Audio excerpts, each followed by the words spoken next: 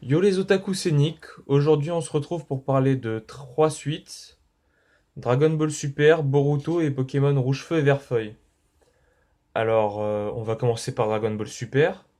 Bon, déjà, on a un nouveau dessinateur à la place de Akira Toriyama, c'est Toyotaro.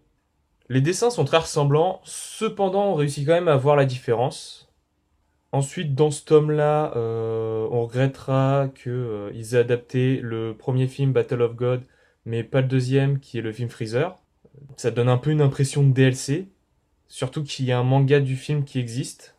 On se retrouve avec un Goku qui est retombé en enfance, un peu comme dans Dragon Ball. On retrouve le même humour et Goku est très très stupide, ce qui est assez dérangeant au vu de l'évolution du personnage dans Dragon Ball Z. Ensuite, on a Boruto avec un nouveau dessinateur, Mikio Ikemoto, un nouveau scénariste, Ukio Kodashi, mais toujours dirigé par Masashi Kishimoto. Alors, étant la suite de Naruto, je compare donc au premier tome de Naruto, et honnêtement, je le préfère. On installe les bases de la suite, avec de nouveaux outils tels que les lanceurs de techniques, qui permet basiquement d'utiliser la technique qu'on a enregistrée auparavant avec un lanceur, et de nouveaux personnages, qui sont les enfants, des anciens personnages principaux pour la plupart. Cependant, ce premier tome accélère beaucoup trop l'histoire à mon goût. On a aussi des sujets intéressants et un développement intéressant pour Boruto uniquement, par contre.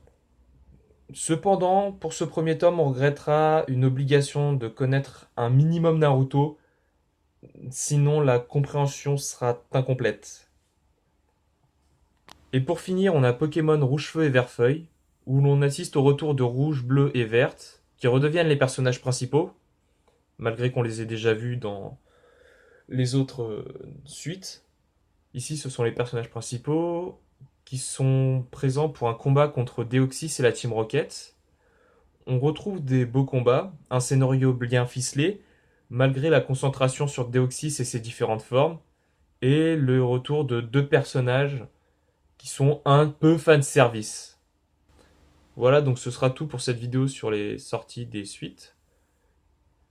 On se retrouve bientôt, je l'espère, pour une prochaine vidéo. A plus.